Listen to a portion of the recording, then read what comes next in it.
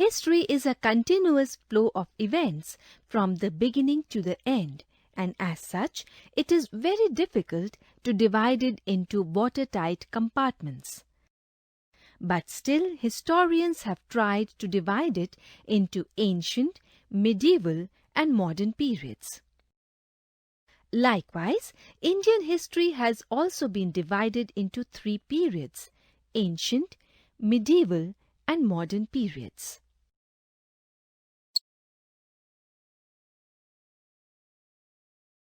Where, when, and how? James Mill's Periodization of Indian History. There are historians who had tried to divide Indian history into the Hindu, Muslim, and British periods. One such historian was James Mill, a Scottish philosopher who, in his massive work A History of British India, divided the Indian history into the Hindu, Muslim, and British periods. But most of the Indian historians do not agree with this periodization of the Indian history. According to them, there is a great problem in accepting such a theory. Indian historians like H.C. Rai Chaudhary, R.C. Majumdar, R.G. Bhandarkar and others have raised objections to the division of Indian history by James Mill into Hindu, Muslim and British periods. Why we should judge an age only through the religion of the rulers of the time? The lives and practices of all groups of people were also important. Even in the so-called Muslim period, there were many Hindu rulers living side by side. If there were the Mughals ruling in one part of the country, there were the Rajputs and the Marathas ruling in other parts of the country at one and the same time. Mill divided the Indian history into Hindu, Muslim and British periods only to show that Indian society was of a lower level in the Hindu and the Muslim periods as compared to the British period. So he said in order to civilize the Indians, the British should conquer the whole of India. But nobody is prepared to agree to such a notion. India was more civilized under the Mauryas, Guptas and even under the Mughals than under the European monarchs in ancient and medieval times. So most of the historians agree in dividing the Indian history into ancient, medieval and these periods. The duration of these periods, ancient, medieval and modern, is not the same in different parts of the world. For instance, the modern period is said to have begun in Europe in the 16th century, but in India, the 16th century, when Mughal emperors like Babur, Humayun and Akbar ruled over India, was a part of the medieval period.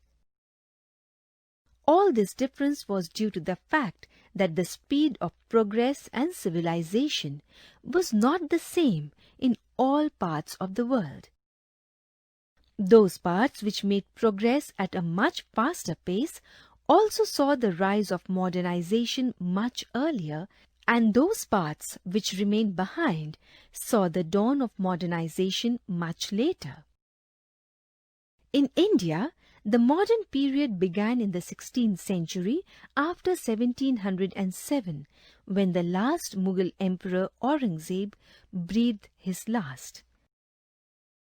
With the passing of Aurangzeb, the old edifice began to crumble, giving place to new ideas and new institutions. Old powers began to weaken and many new powers began to emerge on the political horizon of India.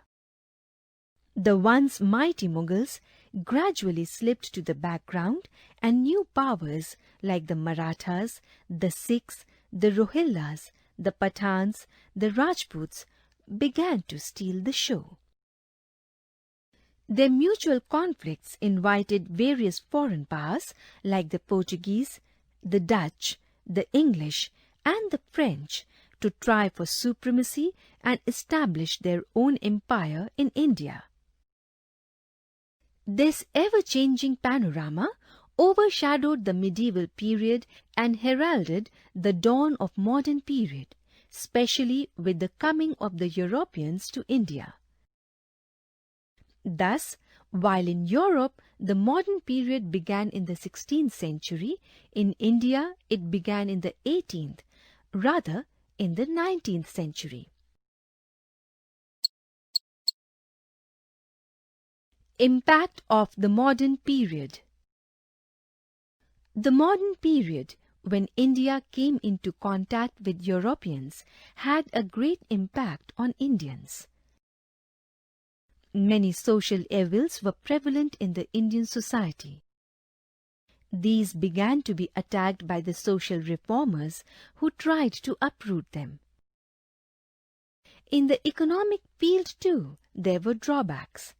Agriculture, trade and industries drew the attention of various administrators and economists who tried to cure Indian economy of all its ills. Many new schools and colleges were opened where many foreign languages began to be taught along with Oriental languages. With the introduction of Western education and Western literature, Western ideas also began to enlighten the Indian mind. Thus, the whole atmosphere changed and the Indians found themselves on the threshold of modernism. As soon as the Indians came in contact with Western culture, history and philosophy, they were inspired by the high ideals of liberty, equality and fraternity. Foreign imperialism now stood before them stark naked with all its oppression and aggression. Soon they started a national movement against the British rule, and after a long period of struggle and sacrifice, they won their freedom in 1947. Then began the task of reconstructing India and rebuilding her economy. With strenuous efforts and continuous march towards progress, India won for herself a place among the great countries of the world.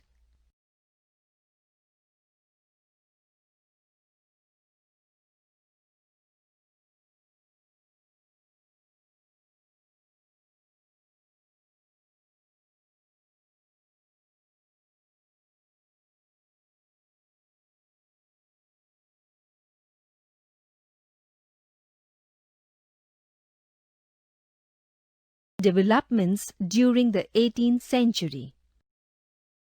The 18th century is generally regarded as the darkest period in the history of India because after the downfall of the Mughal Empire, there ensued a struggle for supremacy not only between the native powers but also between the native powers and the foreigners. Taking full advantage of the weakness of the Mughal Empire, various states became independent in different parts of India. First of all, Nizamul Mulk founded the state of Hyderabad in 1724.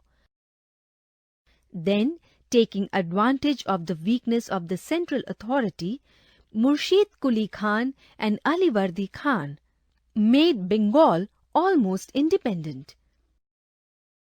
In Awadh, the new governor Sadat Khan Burhanul Malik virtually became independent before his death in 1739. Within no time, the Rajputs, the Jats, the Sikhs, the Bangash Pathans and the Rohillas also carved out their independent states in North India. Next to Hyderabad, the most important power that emerged in South was Mysore, which made great progress under Hyder Ali and his son Tipu Sultan. The Marathas made the best use of such a situation and made great inroads in the Mughal territory under the Peshwas. The Europeans also did not sit idle. They were quick to capitalize on such a situation and tried to establish their empire in India. Thus ensued a struggle between the Portuguese, the Dutch, the French, and the British. From 1744 to 1763, with brief interruptions, the three Carnatic wars were fought between the English and the French. Ultimately, the English came out successful. Then there was a long struggle between the English, the Marathas, Mysore, and Hyderabad. Towards the end of the 18th century, the English were ahead of other powers in their resources and strength.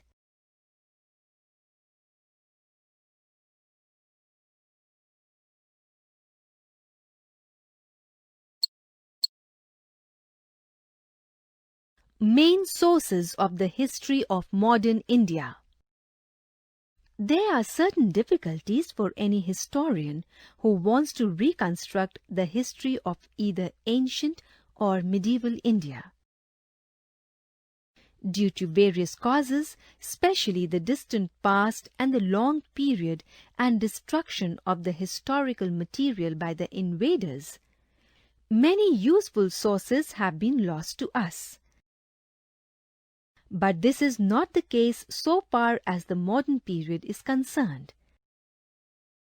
We have enough sources at our disposal as far as modern period of the history of India is concerned.